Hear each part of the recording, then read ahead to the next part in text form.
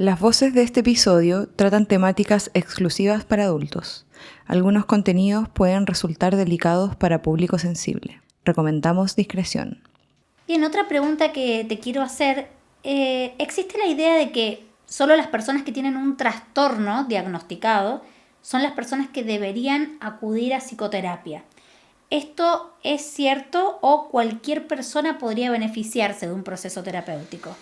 Una súper buena pregunta y, bueno, primero una reflexión. Pasa hoy en día que es mucho más común que la gente vaya a terapia. Si uno piensa en 10, 20, 30 años atrás, la terapia está como asociada en la psicología popular muchas veces a algún tipo de debilidad de carácter o básicamente si estoy piteado voy a terapia. Si no tengo algún problema importante no voy a ir a terapia.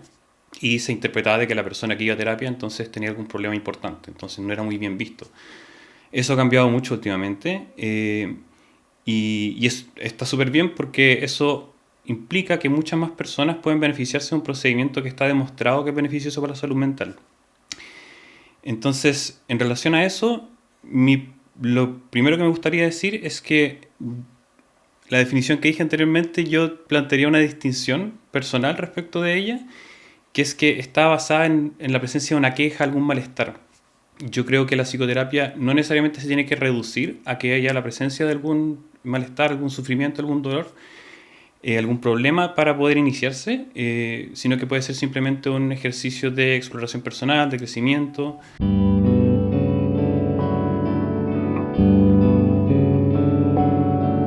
Bienvenidos a Escucho Voces, lo que nos pasa por la mente contado en voz alta.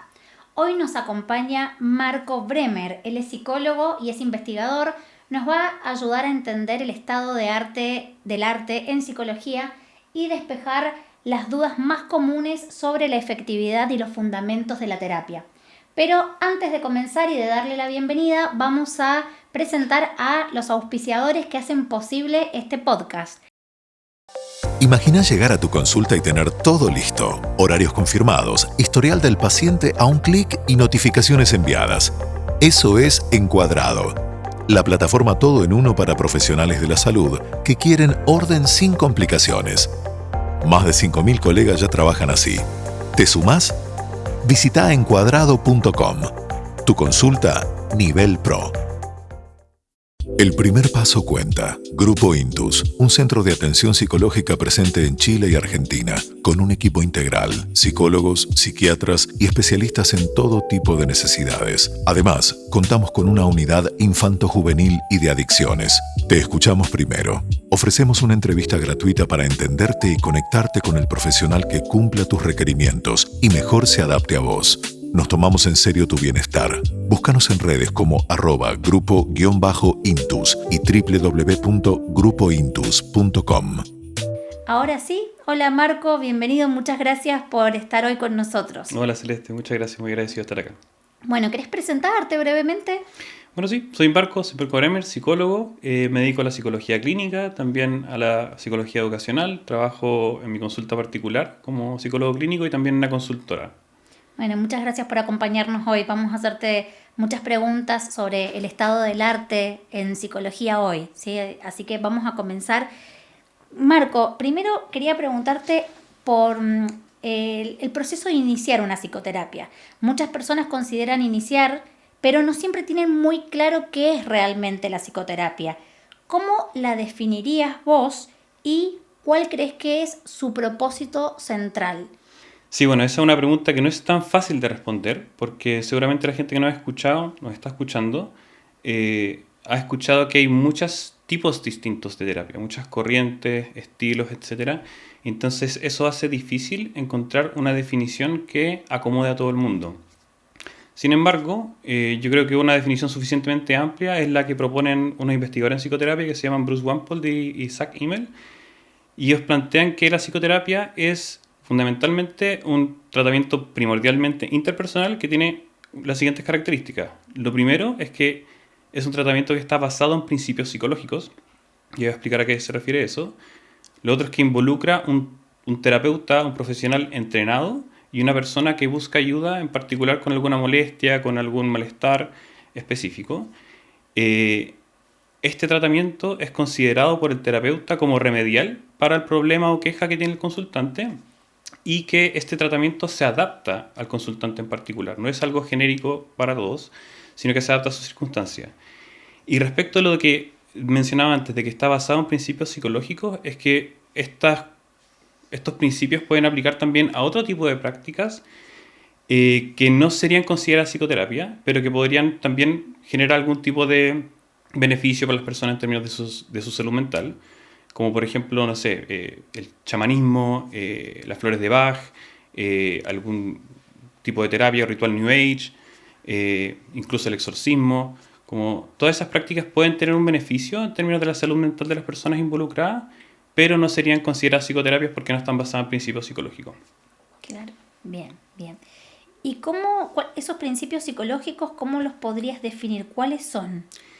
En general hace referencia a que está basado en ideas que provienen principalmente de la lógica occidental del entendimiento de la mente y particularmente de lo que se ha desarrollado dentro de la ciencia de la psicología.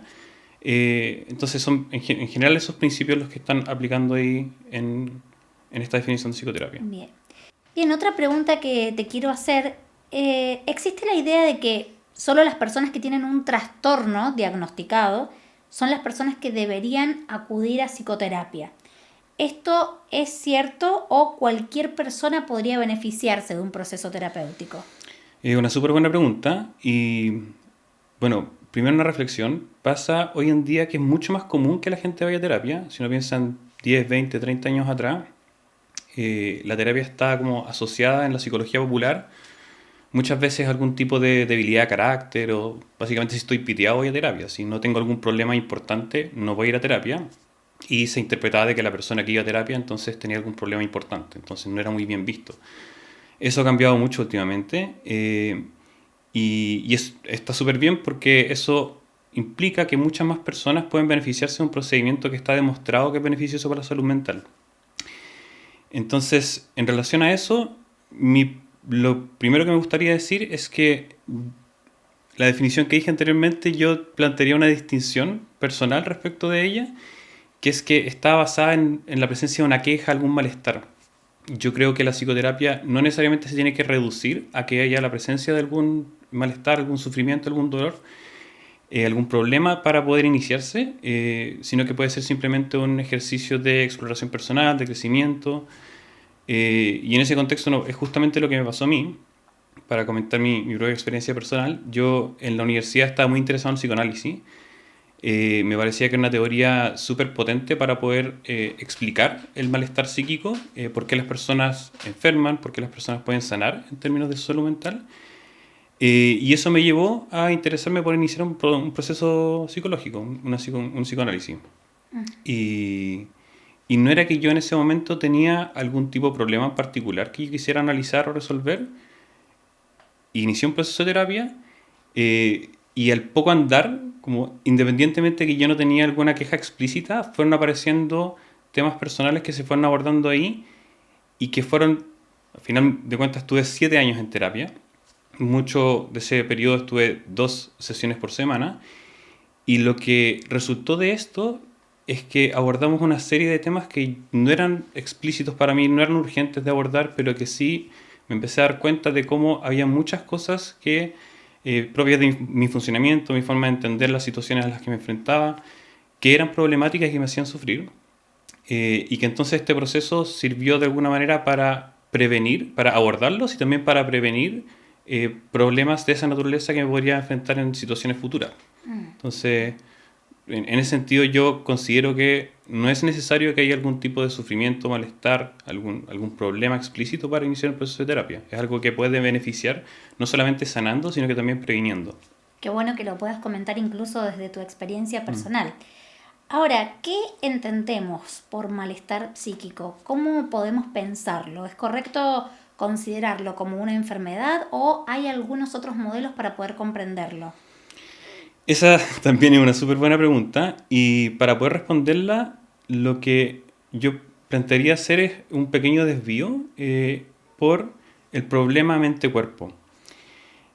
Para entender un poquito las implicancias de la diferencia entre el concepto de enfermedad aplicado a la salud somática y aplicado a la salud psíquica. El problema mente-cuerpo es un dilema que está presente desde siglos y al menos presente explícitamente desde el trabajo de René Descartes, cuando plantea esta diferencia entre la res cogitans y la res extensa, siendo la res cogitans la cosa que piensa y la res extensa la cosa que ocupa un lugar en el espacio. Y él planteaba que eran cosas fundamentalmente distintas. Ahora, esa es una forma de responder al problema mente-cuerpo que hoy por hoy está súper desacreditada, pero es una forma de responder a ese problema. El que esté desacreditada, sin embargo, hoy en día, no significa que el problema esté resuelto. El problema está abierto, no sabemos exactamente cómo interactúa la mente y el cuerpo, entonces eso es un factor que agrega complejidad a la idea de responder a esta pregunta de si es correcto hablar del malestar psíquico como una enfermedad. Esto también viene dado por el problema que implica el investigar un fenómeno que no solamente es un objeto, sino que también es un sujeto. Y hablando, por ejemplo, del concepto mente-cerebro, ¿sí? Y hay una idea interesante que ayuda a pensar en la complejidad de esta situación, del intentar entender un objeto que es a la vez un sujeto, que es la paradoja del neurocientífico. Esta es una idea, un refrán, que plantea que si el cerebro humano fuese tan simple que pudiésemos entenderlo, seríamos tan simples que no lograríamos hacerlo. Claro.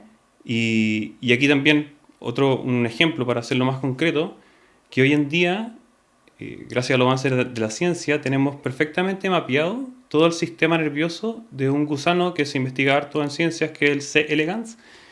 Entonces entendemos perfectamente cómo opera todo el mecanismo, las interacciones de las neuronas, todo el sistema nervioso. Entonces podemos explicar su comportamiento perfectamente bien. Ahora, el intentar nosotros responder esa pregunta es más o menos como esperar que el gusano responda a la pregunta respecto de cómo funciona. Como la distancia es muy amplia en ese sentido, sí. Hay otra vertiente de este problema de mente-cuerpo que es lo que plantea el filósofo de la mente David Chalmers, que es el problema difícil de la conciencia.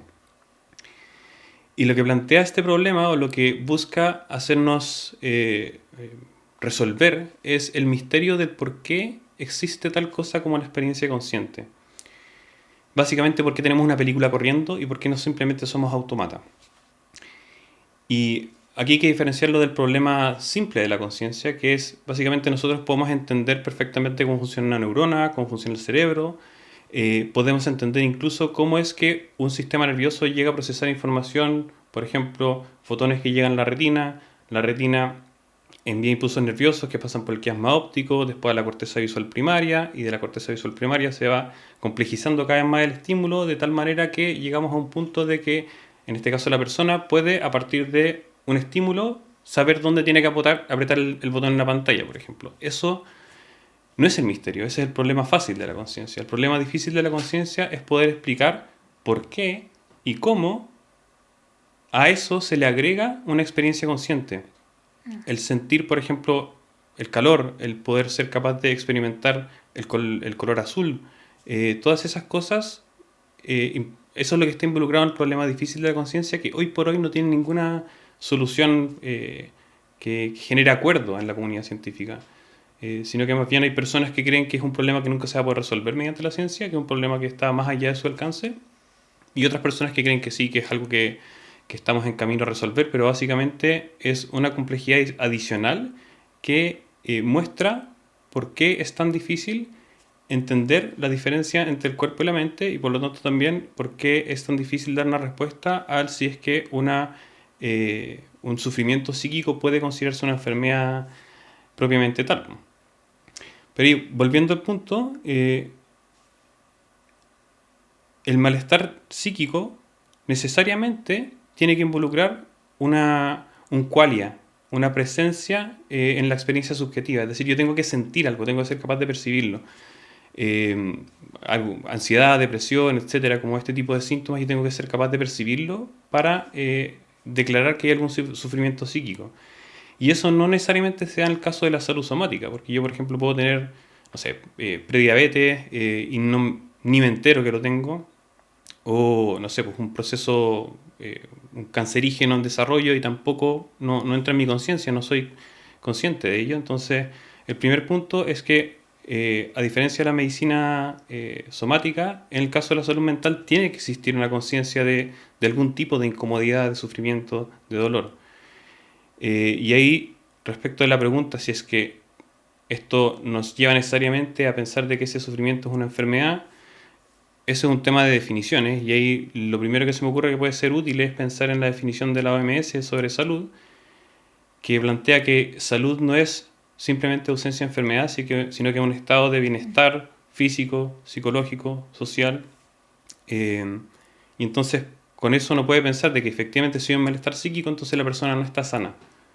Pero eso no necesariamente quiere decir que la persona está enferma. Esa es otra pregunta. Y ahí también, por ejemplo, haciendo referencia a otro esquema que nos ayuda a pensar en términos de la salud mental, es el famoso DSM, que es el manual de diagnóstico que se utiliza en la psiquiatría. Y ahí, por ejemplo, si uno lo revisa, en ningún momento se habla de enfermedad mental. Lo que se plantea son trastornos. Trastorno obsesivo compulsivo, trastorno esquizoafectivo, trastorno déficit atencional con hiperactividad. Y un poco en los fundamentos de este documento, digamos, se hace explícito de que no se quieren meter en el problema de la enfermedad porque eso enredaría más las cosas en un ámbito donde todavía no se tiene claro esa diferencia. Entonces prefieren mantenerse al margen de eso. También algunos otros referentes, por ejemplo, el caso de la antipsiquiatría, que es una corriente, uno podría decir, de la salud mental, pero también podría decir que es media política, una ideología, que plantea que no existe tal cosa como una enfermedad mental, que es más bien, no es una distinción que se plantea a nivel de la ciencia, sino que es una distinción que se plantea a nivel de las ideologías, de la política, y entonces, no sé, los representantes de la antipsiquiatría planteaban como, muéstrame dónde está la lesión en el cerebro para yo poder reconocer que efectivamente existe algo como una enfermedad. Entonces tenemos este problema que el concepto de salud mental está sobre una especie de falla geológica en términos conceptuales que representa el problema mente-cuerpo. Y entonces es debido a esto que se explica que no hay una respuesta definitiva a si es que efectivamente podemos pensar en un trastorno psíquico como una enfermedad, pero lo que sí podemos decir es que si hay un malestar, entonces no hay salud. Pero de eso no se deduce de que no sé, pues si yo me siento ansioso, si yo me siento triste, no necesariamente de eso se condice que esto es una enfermedad. Marco, ¿y por qué existen distintos tipos de psicoterapia? Bueno, sí, pues, en verdad es bien curioso que existan como distintos abordajes, distintas estrategias, distintos nombres asociados a un tratamiento. Si uno lo compara, por ejemplo, en el caso de la medicina somática, es una situación completamente distinta, porque, no sé, pongamos el caso también nuevamente de dos médicos, dos oncólogos que están abordando una situación de un paciente que les presenta sus exámenes de sangre, sus radiografías, etcétera, todos los exámenes que se haya hecho, y le presenta esta situación a los dos médicos. Y los médicos ahí, la diferencia que podrían plantear es en términos del abordaje, de qué opinan de la situación, de qué es más prudente hacer en determinado momento, si es que recomiendan quimioterapia o no, una cirugía. Pero lo que nunca va a pasar es que estos médicos tengan una visión completamente distinta del problema que están enfrentando. Eso no pasa en medicina, pero eso sí pasa en psicología. Y eso, un poco, la explicación de eso tiene que ver fundamentalmente con lo que hablábamos antes, de que es un campo mucho más líquido, mucho más escabroso, en donde es difícil construir sólidamente porque es una situación mucho más difícil de aprender, entonces es mucho más difícil de estudiar. Un poco lo que termina sucediendo debido a esto, uno lo puede pensar en términos de la metáfora clásica de personas que están palpando un elefante en la oscuridad y cada uno agarra una parte distinta del elefante. Una persona está tocando la oreja, otra la trompa, otra la cola, otra las piernas, y hacen un modelo completamente distinto de qué es lo que con qué están interactuando. Entonces yo creo que es más o menos una situación similar a la que se da en las corrientes de psicoterapia, que básicamente responde a que no entendemos muy bien el fenómeno. Otro ejemplo también que está bien a la mano y bien común es que los problemas a nivel de salud mental no tienen biomarcadores, que eso llevándolo al ejemplo que conversábamos antes, ¿no? Como si yo tengo prediabetes, yo me puedo dar cuenta de eso porque hay un examen de sangre que me puede determinar cuáles son mis niveles de azúcar. O si yo tengo COVID, por ejemplo, hay un examen que me puede decir, sí, efectivamente tú tienes COVID porque podemos detectar el elemento que está generando ese malestar. En el caso de la salud mental no tenemos nada como eso. Lo único que con lo que contamos es básicamente con la conducta de las personas y con lo que pueden reportar respecto a su experiencia subjetiva. Entonces eso es una información mucho más limitada con la que cuenta la medicina somática, y eso también puede explicar por qué hay tantos distintos acercamientos. Básicamente hay personas que a través de la historia han formulado modelos distintos que no se pueden contrastar radicalmente a nivel de sus postulados porque no existe un ámbito en donde puedan como zanjar esas diferencias. Y bueno, como una consecuencia bien concreta de esto, como los efectos concretos que tienen los avances de ambos tipos de medicina en la salud de la población. Entonces hay muchas estadísticas, estudios que muestran que, no sé, pues, los problemas de salud cardíaca han mejorado radicalmente en los últimos 100 años. Tenemos el caso de las vacunas, por ejemplo. Tenemos miles de avances que han hecho que enfermedades que antes eran muy comunes y que generan mucho malestar, sufrimiento, incluso muerte, en el caso de la salud somática ha avanzado muchísimo, y lo mismo no sucede en el caso de la salud mental. De hecho, uno podría pensar que incluso estamos empeorando en ese ámbito. Y eso un poco es un reflejo concreto de es la implicancia de que no haya una comprensión tan acabada del fenómeno de la mente y cómo se traduce en términos de la salud mental. Y ahí, por ejemplo, solo va a terminar, como ¿sí? En la psiquiatría, lo que se hace para como poder establecer con qué fenómeno estamos tratando, por ejemplo, nuevamente un trastorno obsesivo compulsivo, un trastorno del estado del ánimo, esas categorías son categorías que se construyen inferencialmente. No es como que uno tenga un objeto, y esto tiene que ver con lo de los biomarcadores, no es que tenga un objeto que uno pueda ver, examinar, testear, probar, y de tal manera ir modelando a partir de un objeto concreto cuál es la situación que se está dando, sino que aquí simplemente se generan inferencias a partir de lo que se observa. Entonces, como esa es una situación completamente distinta, y también se observa que, por ejemplo, estos diagnósticos que se plantean desde la psiquiatría han ido evolucionando en el tiempo, como que las categorías van mutando, van cambiando, se decide agrupar síntomas de manera distinta a medida que va avanzando el tiempo, y eso da cuenta un poco de que la constitución de ese objeto o trastorno, la forma en que se hace es muy distinta a cómo se hace con la medicina somática, y lo mismo pasa un poco con las corrientes de psicoterapia. Tienen modelos distintos que son construcciones inferenciales a partir de una cierta posición que les ayuda a entender el fenómeno del trastorno psíquico, digamos. Ahora, hay muchos modelos, hay distintas corrientes, distintos tipos de psicoterapia. ¿Podrías hacer una distinción entre modelos, corrientes, y además indicarnos cómo podríamos orientarnos en esa diversidad?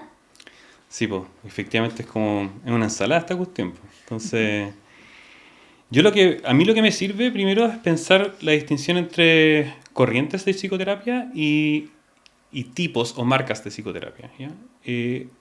Cuando hablamos de corrientes de psicoterapia pienso en elementos muy abarcativos, que uno podría pensar que son como una especie de paradigma. Esto quiere decir que involucran un conjunto de postulados fundamentales sobre que te indican cómo un grupo de personas entiende el fenómeno de la mente, cómo funciona, por qué enferma, qué podemos hacer para ayudar a que deje de estar enferma o que la persona restituya su estado de salud. Entonces son bastante abarcativos, y en eso podemos incluir, por ejemplo, el psicoanálisis, la terapia, el modelo cognitivo-conductual, la psicología humanista, la teoría sistémica. Entonces son ámbitos mucho más abarcativos que, por ejemplo, en contraste, los tipos de psicoterapia, las marcas de psicoterapia, que pueden entenderse como quizás formulaciones más específicas, como tratamientos mucho más acotados, que tienen, como se prescribe un cierto tipo de procedimiento mucho más al detalle. Y en general estas son terapias que han sido inventadas más recientemente, generalmente por personas individuales, y que también uno es bastante posible poder identificar qué posición, dónde puedo ubicar este tipo particular de psicoterapia en relación a estos grandes paradigmas. Entonces hay algunas que se asocian más a, o se orientan más o se nutren más de la lectura psicoanalítica, otras más de la cognitivo-conductual. Pero cuando uno piensa en corrientes, piensa en un puñado, 5, 6, no más que eso. Y cuando piensa en tipos o marcas de psicoterapia, podríamos llegar a las 500 fácilmente. Sí. ¿Y crees que hay alguna corriente psicoterapéutica que sea más efectiva o más correcta? Bueno, esta es una pregunta que ha corrido mucha sangre en relación a esta pregunta. Y antes de responderla, porque hay una respuesta, es importante como entender cómo podríamos zanjar esa discusión. Como si hay personas que dicen, no, lo cognitivo-conductual es mucho más efectivo, o el psicoanálisis en verdad es la versión correcta, o como la forma correcta de entender la mente, y entonces el tratamiento más efectivo. Podemos quedarnos discutiendo en eso eternamente. Y la única forma, o digamos la forma menos controversial para poder encontrar algún tipo de respuesta a esta pregunta que tenemos a la mano es el método científico y hacer investigación respecto a la psicoterapia.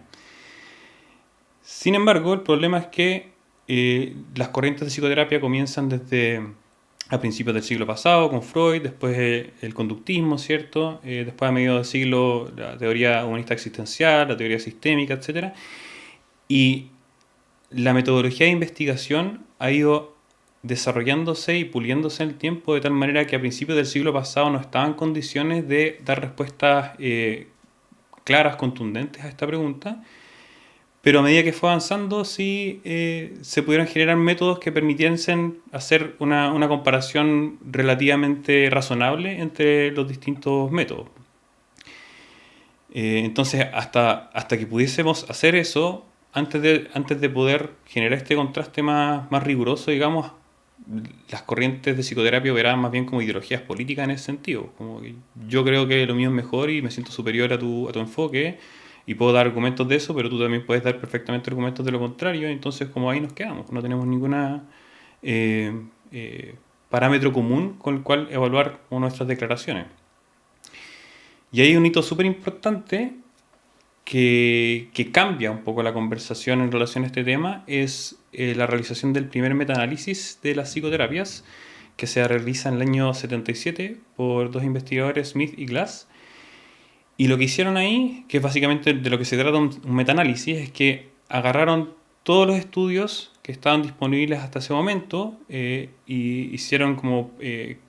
los distinguieron en función de criterios de inclusión que vamos a considerar un estudio válido para incluir en este estudio, y después aplicaron un procedimiento estadístico que permite agregar todos los resultados que tuvieron cada uno de estos estudios individuales, en donde comparaban primero la psicoterapia, si es que psicoterapia versus no psicoterapia, si es que es realmente efectiva la psicoterapia. Y lo que encontraron es que era súper efectiva. Y eso un poco logró deshacer esta duda que existía respecto de si es que efectivamente sentarse con una persona a hablar durante mucho tiempo, o a veces menos, tenía realmente algún efecto, porque en ese momento habían personas que lograban encontrar algunos estudios para decir, mira, esto no tiene ninguna validez, no tiene ningún efecto.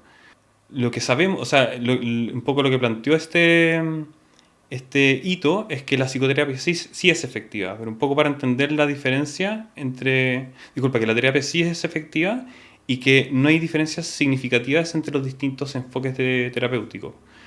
Sin embargo, antes de entrar al detalle ahí, me gustaría que conversáramos un poquito sobre qué implica estudiar la psicoterapia, cómo se hace esto de estudiar psicoterapia. ¿Y cómo es que se estudia? ¿Cómo se estudia la efectividad de la psicoterapia? ¿Cuáles son los experimentos que se tienen que hacer para evaluar si una corriente psicoterapéutica funciona o no, y en qué magnitud? Sí. Bueno, Formas de estudiar la psicoterapia hay muchísimas, y eso podríamos hacer toda una serie de podcasts para como analizarlas en profundidad. Entonces acá voy a simplemente acotarme a lo que se considera hoy en día como el estándar de oro en las investigaciones en psicoterapia, que son los ensayos clínicos. Y los ensayos clínicos son una metodología de investigación que se utiliza en la medicina somática, por ejemplo, para estudiar las vacunas se utilizan ensayos clínicos. Y lo que buscan hacer los ensayos clínicos es lograr la mayor cantidad como la mayor certeza respecto de la efectividad de algún principio activo de algún medicamento, ¿ya? Y entonces para hacerlo hacen uso de distintos estrategias o criterios. Entonces, en primer lugar tenemos criterios de inclusión-exclusión, que es como qué participantes queremos abordar con este medicamento, entonces vamos a filtrar a aquellos que son pertinentes de aquellos que no. Vamos a generar un grupo control, en donde vamos a tener un conjunto de personas y algunas de ellas les vamos a ofrecer el tratamiento y algunas de ellas no. Pero no solamente no les vamos a ofrecer el tratamiento, sino que les vamos a ofrecer un placebo. Es decir, para estas personas va a ser indistinguible si es que están recibiendo el tratamiento de aquellas que no lo están recibiendo. A su vez también, las personas que van al grupo control y las personas que van al grupo de tratamiento no es una decisión de los participantes ni de los investigadores, es una asignación al azar. Y finalmente tenemos esta característica del triple ciego, que ni el investigador, ni la persona que ofrece el tratamiento, ni la persona que lo recibe saben si efectivamente están recibiendo el tratamiento o recibiendo el placebo. Entonces, con todos estos mecanismos de control, digamos, logramos establecer la diferencia entre el efecto placebo del medicamento del efecto propio del principio activo que estamos intentando evaluar. Y entonces, en resumen, lo que hago si yo quiero estudiar la efectividad de un tratamiento, agarro un conjunto de personas, estas personas que tienen ciertos criterios de inclusión, algunas de estas personas aleatoriamente las mando al grupo de tratamiento, a otras personas las mando al grupo control y después evalúo los efectos de cada uno y los resto. Entonces en esa resta veo si es que efectivamente hay un efecto que sea significativo o no y de qué magnitud es este efecto, digamos. ¿Y qué es lo que nos dice la evidencia sobre la efectividad de los distintos enfoques? Lo que dice es que efectivamente no hay una diferencia. No hay una diferencia real. Eso apareció establecido en el metaanálisis inicial de Philip y Glass y eso fue en el 77. Entonces, después de ese momento, la investigación en psicoterapia se empezó a disparar. Hay cada vez más estudios y además también las técnicas y los métodos que se utilizaban para organizar estos estudios eran cada vez más rigurosas. Entonces, la calidad de la información ha ido mejorando cada vez más.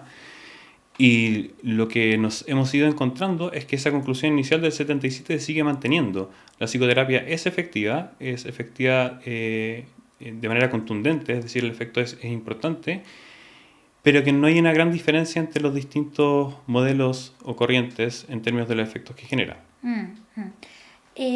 Cuando hablas de metaanálisis, para los que nos están escuchando, ¿podrías como explicarnos brevemente a qué te referís? Sí, un metaanálisis es un estudio de estudios. Entonces, un estudio en particular hace esta diferencia entre las poblaciones, ¿cierto?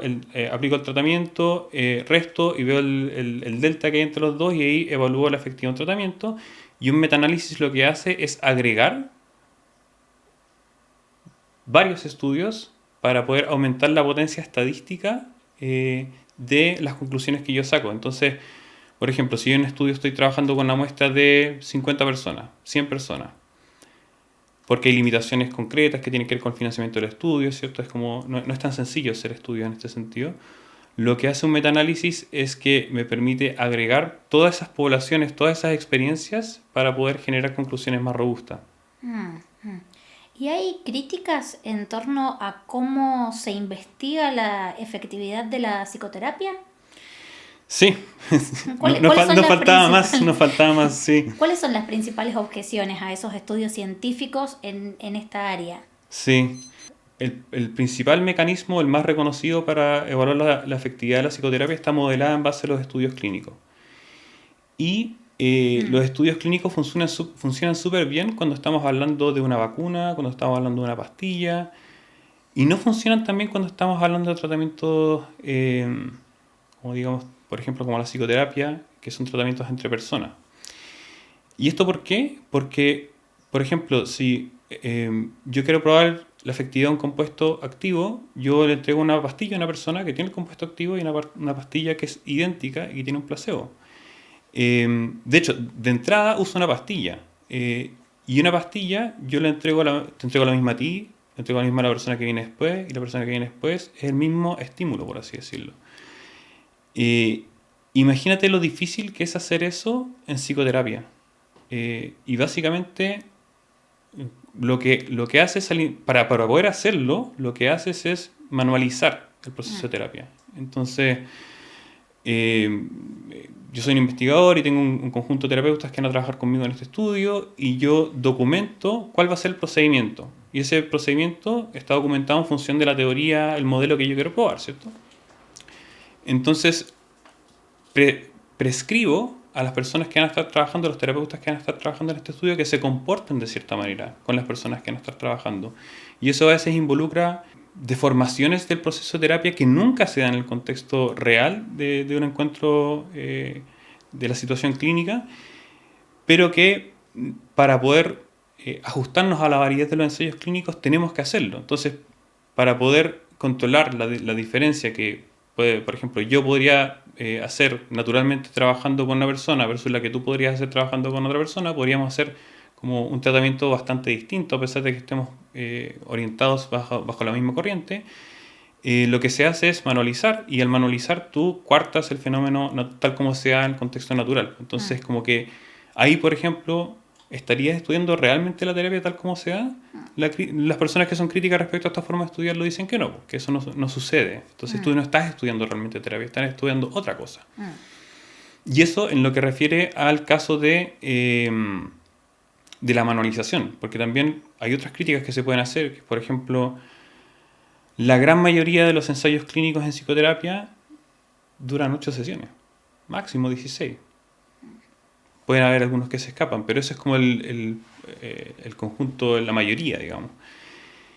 Y si uno le pregunta a las personas cuánto tiempo duran sus procesos de terapia, es algo radicalmente distinto. Claro. Entonces esa otra diferencia que es como, bueno, pero ¿estás estudiando terapia o estás estudiando otra cosa? Y hay una analogía, bueno, también otra crítica que se hace en relación a las métricas que se utilizan para evaluar el efecto de la terapia. Y lo que generalmente se utiliza en los ensayos clínicos son escalas de intensidad de cierta sintomatología asociada a los trastornos del ánimo.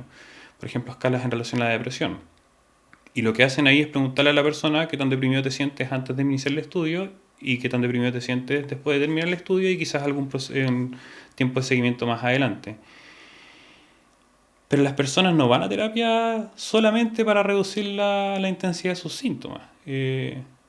Y de hecho incluso pasa que las personas quizás pueden ir por eso, pero el beneficio que genera la terapia excede mucho más esa como reducción de la situación y de sus beneficios. Y entonces una metáfora o una imagen que sirva para pensar un poco la crítica que se le hace a los ensayos clínicos como mecanismo de investigación en psicoterapia es, no sé, por ejemplo, yo digo, estoy estudiando un tratamiento para el ébola. Y el tratamiento yo lo voy a evaluar en función de la fiebre que tienen las personas. Entonces yo le doy paracetamol a estas personas y mido su fiebre 3 horas después de iniciar el tratamiento y sé que efectivamente redujo su fiebre. Y entonces yo celebro porque logré encontrar como un tratamiento para el ébola. Pero eso no es realmente lo que está sucediendo. Hay una confusión de conceptos y de niveles ahí. Lo que estás confundiendo tú es como el síntoma con las causas. ¿Sí? Entonces, como una persona puede estar deprimida o puede tener la sensación de tristeza, cierto, de anedonia, por muchas razones distintas. Entonces, lo que nosotros evaluamos es la disminución de esa sintomatología.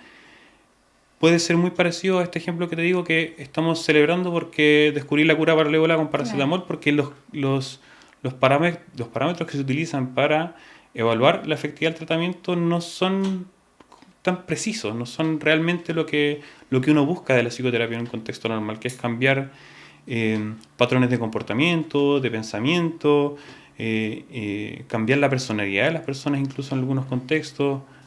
Son cambios más profundos los que suceden muchas veces, lo que la gente busca también. Entonces, como lo que se termina estudiando en los ensayos clínicos y lo que se consideran después en los metaanálisis es como una versión aguachenta de la psicoterapia. Entonces, claro, es la evidencia que tenemos, pero es una evidencia que también puede ser muy criticable. ¿Y estas objeciones son muy desalentadoras o hay algo que igualmente en estas investigaciones puede ser alentador a pensar en la efectividad de un estilo psicoterapéutico, de una corriente? O sea, como te dije antes, las corrientes, como la evidencia que tenemos es que no hay diferencias significativas entre la efectividad de las distintas corrientes en función de estos parámetros que estamos conversando ahora. Entonces, los resultados son súper alentadores, como los criterios que tenemos para evaluar la efectividad de la psicoterapia nos dicen que es efectiva. Ahora, el problema es que uno también puede ser crítico respecto de eso, y es una situación en la que un poco tiene que ver con los problemas que te planteaba antes, de que estudiar el cuerpo tiene complejidades distintas que el estudiar la mente, y entonces esos son el escenario con el que nos enfrentamos, digamos. Bien, y para quienes están buscando comenzar una terapia, tal vez por primera vez o tal vez después de haberlo intentado muchas veces y en diferentes corrientes incluso, ¿existen criterios que pueden ayudar a elegir a un terapeuta? Sí, mira, lo primero es volver a recordar que la psicoterapia es efectiva. Entonces, como si tú tienes la inquietud de iniciar un proceso de terapia, ya sea porque tienes algún malestar que quieres abordar, algún problema que quieres resolver, o si simplemente es por interés, la evidencia es súper clara de que es una súper buena idea si es que tienes los recursos para poder hacerlo, si tienes la oportunidad. Luego, un poco siguiendo esta lógica de que no hay una diferencia sustantiva en base a la investigación de los distintos enfoques, lo que recomendaría en primer lugar es un poco es probar distintos terapeutas y ver cuál es tu sensación en relación a esta persona, ¿ya? Hay distintas cosas que tienen que pasar y cosas que no necesariamente son explícitas, entonces tú también tienes que poder indagarlas. Por ejemplo, el terapeuta con el cual tú te relacionas tiene que poder tener una explicación de cómo entiende la mente humana, por qué sucede que la mente humana a veces enferma o, digamos, o genera sensaciones de malestar, problemas, conflictos, etc. Y qué se puede hacer para poder subsanarlo eso, y que su propuesta de trabajo tiene que ser consistente con ese modelo. Esta persona tiene que ser una persona que está formada, y es algo que tú también puedes preguntar, porque muchas veces hay personas que ofrecen terapia pero no necesariamente tienen una formación por detrás. Y básicamente tú tienes que poder sondear qué tan cómodo te sientes con esta persona y qué tanto crees en su explicación y qué tanto crees que te va a poder ayudar. Algo que no alcanzamos a conversar, pero que es súper importante, que claro, por una parte se ve que la terapia es efectiva, pero se ve también que no hay diferencia entre los distintos enfoques. Entonces, estos distintos modelos de la mente tienen sus propias ideas del por qué son efectivos, pero eso no se valida en términos empíricos. Entonces, a propósito de eso, lo que los investigadores han propuesto en distintos grupos es que el efecto que genera la psicoterapia está principalmente vehiculizado por lo que se llaman los factores comunes. Factores comunes a todos los modelos de psicoterapia. Eso es, por ejemplo, la empatía que yo percibo de parte del terapeuta, el modelo que tiene, que sea un modelo consistente y coherente, el concepto de alianza terapéutica, que es como la capacidad de entender que estamos entendiendo lo mismo, que este es el objetivo, este es el problema, ¿cierto? Y que yo confío en que tú me vas a poder ayudar con el problema que te presento. Entonces, a partir de esta idea de los factores comunes, lo que uno tiene que intentar sondear es si efectivamente uno siente que la persona con la que uno está empezando a conversar respecto de su propia vida lo está entendiendo, si es que sienten confianza, si es que confían que lo va a poder ayudar. Esos son como criterios súper generales. Y también no está de más decir que, dado que hay mucha oferta y que no hay como parámetros tan claros a priori y que uno tiene que exponerse a la experiencia de la psicoterapia y de repente ir probando con distintos terapeutas para ver qué me calza, con qué me siento cómodo, una recomendación también súper útil es las recomendaciones de otras personas en las que uno confía. Es que yo me traté con esta persona y me fue súper bien. Esa es una súper buena pista o indicio para comenzar tu búsqueda. Bien, bien. Sí, también por ahí tomarse el tiempo, ¿no? Para poder encontrar al terapeuta o la terapeuta más adecuado para cada uno. Claro. Bien. Y para quienes nos están escuchando y por ahí quieren profundizar un poquito más, ¿hay algún artículo, algún estudio, hay algún libro, autor que quieras recomendar? Si es específicamente vinculado a este tema, yo lo que recomendaría sí o sí es el libro de Bruce Wampold y Zach Emmel, que en este momento no recuerdo su nombre, pero es sobre el gran debate de la psicoterapia, que un poco te explica todo este problema del cómo sabemos que la psicoterapia es efectiva y cuáles son los mecanismos que se utilizan para investigarla, todas las controversias que han habido en el tiempo. Es un texto que probablemente solo va a interesar a psicólogos, es súper denso y es extenso. Pero si te interesa saber sobre este tema, es el texto que te recomendaría. También está el estudio original de Philip y Glass, que es el metaanálisis del 1977 como un hito importante en este proceso.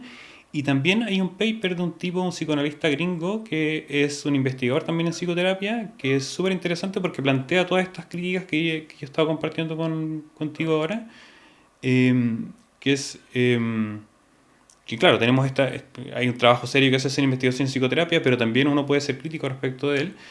Y él se llama Jonathan Shedler, el nombre del paper no lo recuerdo ahora, pero es sobre la efectividad de la psicoterapia psicodinámica. Entonces él plantea cómo desde ese enfoque, que no están satisfechos con que les digan que son igualmente efectivos que otros enfoques en base a estos criterios que son súper restrictivos, él te hace un barrido un poco del por qué él considera que hay cosas que no se están considerando que son fundamentales para pensar en la terapia y su efectividad. Marco, un poco para finalizar algunas preguntas que siempre solemos hacer. Vos ya contaste que has tenido una experiencia en terapia durante mucho tiempo. Sí. ¿Actualmente estás en terapia también? Actualmente no. Actualmente no, ok. Ha sido muy buena tu experiencia, ¿no? Sí, súper. Qué bueno, qué bueno. ¿Tenés redes que quieras compartir para los oyentes que quieran seguir tu trabajo? Sí, me pueden seguir en Psicólogo Marco en Instagram. Marco con K, ¿verdad? Marco con K, sí. Bien, bien.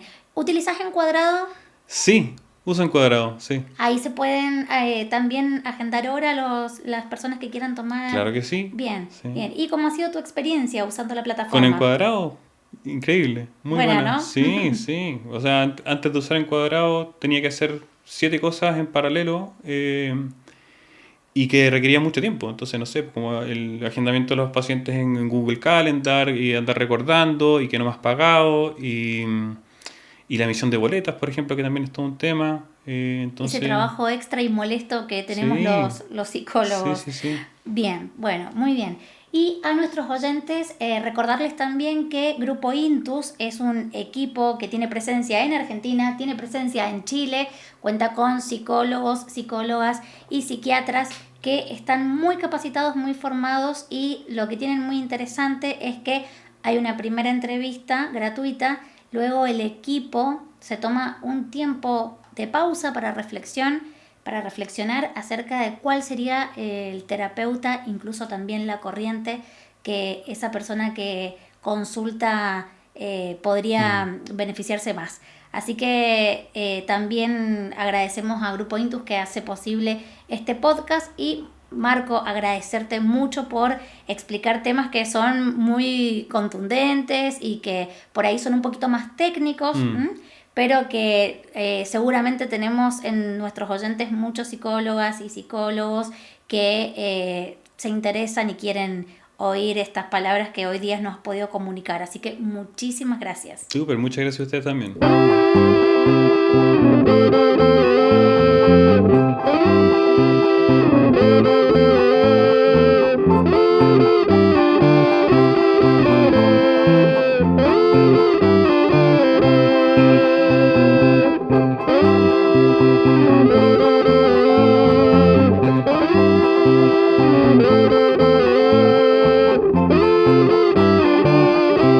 Bye.